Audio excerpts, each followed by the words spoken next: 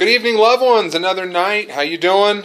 Good to see you. Another blessed day. We're going to get right into it tonight. We're going to talk about something that's really been weighing on me as far as seeing how the world is. It's interesting how when you got your eyes open, you can pay attention to some of the things that we see are happening. One of the biggest problems we have in the world today is lust. Lust is something that the Bible tells us. We'll start in Ephesians chapter 5, verse 3, which says, "But among you there must not be even a hint of sexual immorality or any kind of impurity or greed."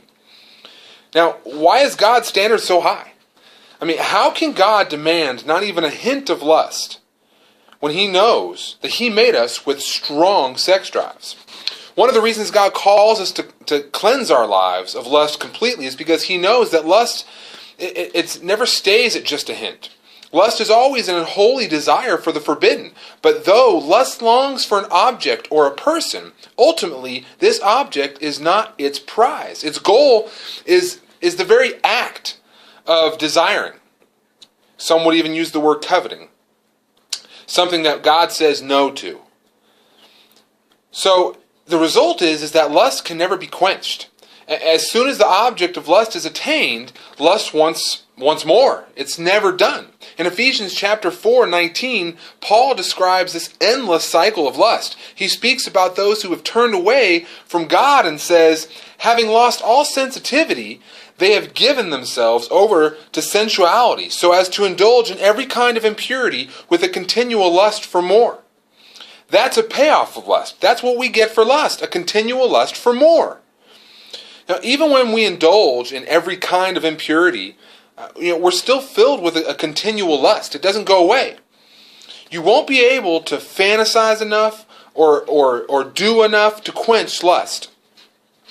So, when God says not even a hint, how do we protect ourselves? How do we put ourselves in a position to not even have to worry about it? Well, let's look at the things that we're into today as a society. And we've made it okay. You'll see a lot of pastors, preachers, speakers talk about compromising the Word of God, compromising your beliefs. So if God says don't do it, and you see yourself saying, well, I can do that. Just think of yourself as taking half of a poison pill.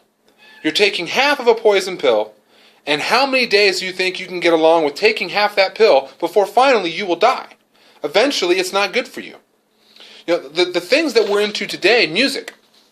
Good music, it can move our hearts to love God. Ungodly music can entice us to love sin. It's just a reality. Think about this. Whatever has your ear has you. So no person is immune to the influence of music with sinful content.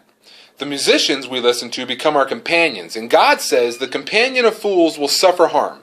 That's Proverbs 13:20 says that. Who are your companions? Who are your companions? What's in your CD or your MP3 case? Is it helping or hindering your fight against lust? So much of today's music, and I mean a lot of today's music, regardless of style, celebrates and encourages lust. And I'm not even touching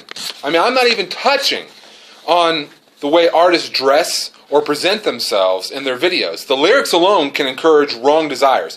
Don't let a good beat or a catchy melody justify listening to that type of music. Throw out some CDs, listen to music that draws your heart to God. Another one of the biggest ones we're looking at today is going to be the internet. The internet is got to be the biggest source of people to be able to find and fulfill lust. Of course, a lot of that's sexual. But for many men and women, the internet isn't just a little battle. It's the main battleground where they're tempted daily to indulge in lust. Escaping this temptation requires radical action. If this is your situation, don't lose hope. Please keep reading.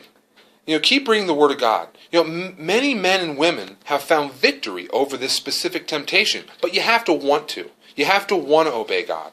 You have to want to not reject God. If you're not struggling with online pornography, that's great, but please don't assume you're safe. If you open the door, you're never safe. If you're not willing to fight the little battles of purity day to day, and specifically in this area of lust, you'll more than likely end up ensnared in something bigger in days to come that you won't feel the pain for years to come. I used to go online and look at pictures. I used to be huge online, and it drawed me into lust. Reality here is the purpose was for fulfilling lust. But I realized that the combination of all the skin, and whether it was fashion models or even watching awards or YouTube, it's amazing. When we watch television, think about television for a minute. How many commercials are geared towards men specifically, but men and women both lust. It's just differently. But we both lust. But think about this, television, when you're watching TV, those commercials, how much clothing are they wearing? Is that intentional? Are you flirting with lust online? Are you watching TV and then find yourself online and then you're flirting with lust? Are you going to websites where you know that there's going to be pornography? Are you seeking out pornography? Are you talking to somebody online and sharing your body with them and their body with them? It's no different. It's lust. All you're doing is fulfilling lust, and the problem with lust is it's never satisfied. It will continually grow, want more and more and more. So, loved ones, I love you. I felt a need to talk about this tonight. If you're struggling with this, pray about it. If you're one of those people out there who's struggling in life, period, and this has overtaken you, and you just feel like your life's falling apart and you have nothing, and you're ready to give up, whether it's a job, whether it's a marriage, whether it's your home, your life. If something's happening, cry out. Cry out to God. Cry out to Jesus. Cry out to Him. Tell Him you need Him. You need Him to fill that hole, that void, that emptiness.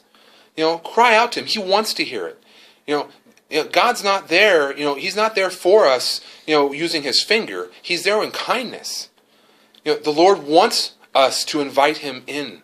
He wants us to invite Jesus into our heart. So please, if you're at a point in time, Jesus can take care of that despair. I'm not saying it's not going to hurt. I'm not saying it's going to be easy. But I am saying that Jesus will get you through it. He will change you from the inside out. You have a blessed night. I love you. If anybody has any questions, please post this. Once again, share the video. If it's not for you, pass it along. Somebody out there needs to hear this. I thank you so much, guys. It's a blessing to be able to see your guys' responses. God bless. Have a good night.